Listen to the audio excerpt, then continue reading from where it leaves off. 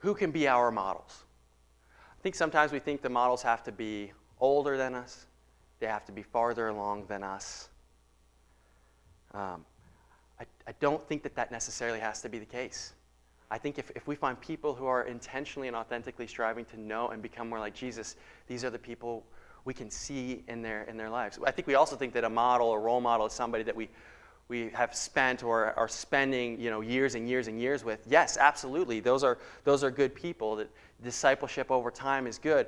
But also they can be, can it happen where you learn from somebody something great in just one conversation and you can put that into your life? Because it's good and you want to model that.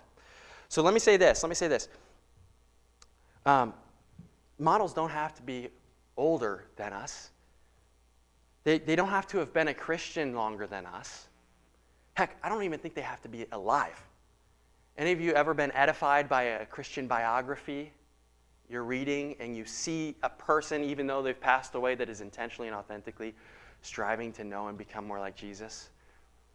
Can be a model for short time or long time. Just people that we're learning from about Christ. I want to give two examples of models this past week. So first of all, we have a young adult Bible study. I want to, by the way, invite anybody who's 18 or above, or high school grads, that's you now. If you want to come to our Bible study, it's in our home, Tuesday nights, shameless plug over. Okay, so anyway, we had Bible study on Tuesday night, and we're going through the Gospel of Mark. And we're learning about this passage in Mark chapter 2, where Jesus is teaching in this house, and it's booked, and nobody can get in or out. It's so crowded. And these four guys try to get their friend who's paralyzed to Jesus, and we probably know the story, right? They end up digging a roof in the guy's home, lower him down, and then a miracle happens, okay? Jesus heals this guy, and there's more to it, and I'm just breezing by it. But what Jesus says is he says that by their faith, the guy is healed, by their faith. Okay, so we're talking about this, and we're thinking, okay, how if this is true, that God does miraculous things in other people's lives through our faith, how can we model this? And there's a young lady in the study who doesn't attend church here, and she said, one of the things I try to do in order to live out my faith is when I'm talking with somebody in a conversation with them, and they're sharing their burdens or their struggles with me, I say to them, I don't know if prayer means anything to you, but it means a lot to me. And I'm going to pray for you.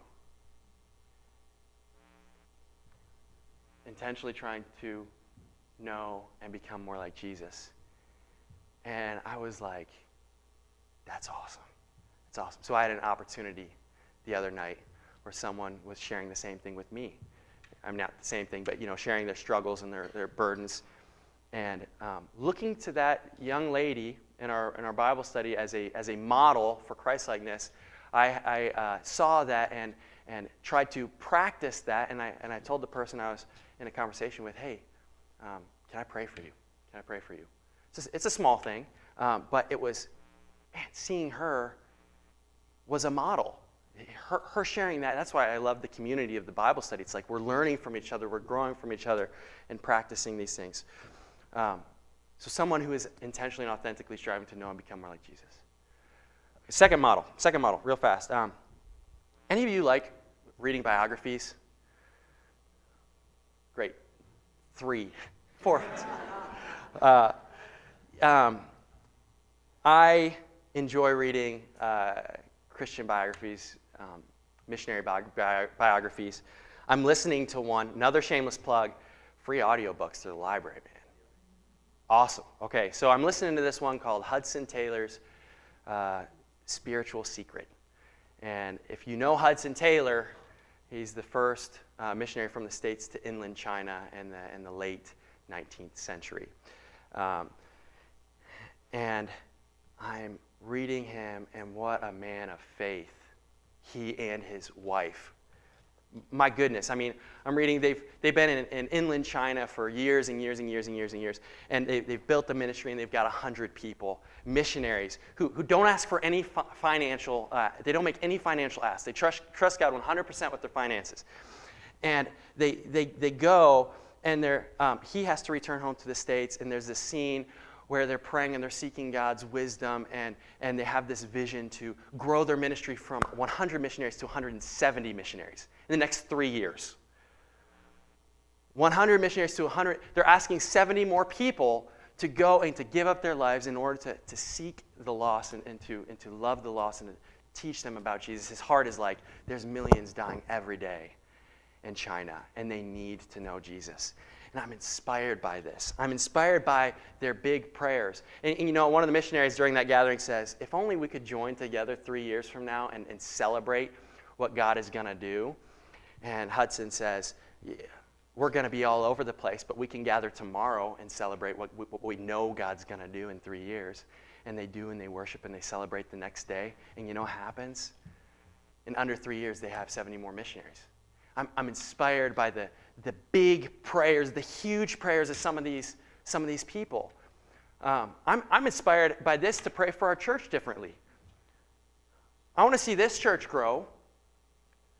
And not just with people coming from other churches, but I want God to give us such a heart for the lost that we are reaching in new and creative ways our city. And what would it look like to, in faith, and looking to these guys who have complete trust and faith in God to answer their prayers, to pray for our church. God, use us in bigger ways. Help us have such a heart for the lost that we are engaging our neighbors, that we're engaging our coworkers in new ways. Hudson Taylor's dead by 100 years, but he is somebody who is intentionally, or was intentionally and authentically striving to know and become more like Christ. And he's somebody that has been a model for me. And of course, we have lots of other models. Many of you in this room are models to me. Seriously. And I am impressed by your faith, and when I get to spend time with you all, I learn, I grow. This is following Jesus by following others who are following Jesus. It's imitating Jesus by imitating others who are imitating Jesus. The question here is, now, for us, who are your models? Think about it.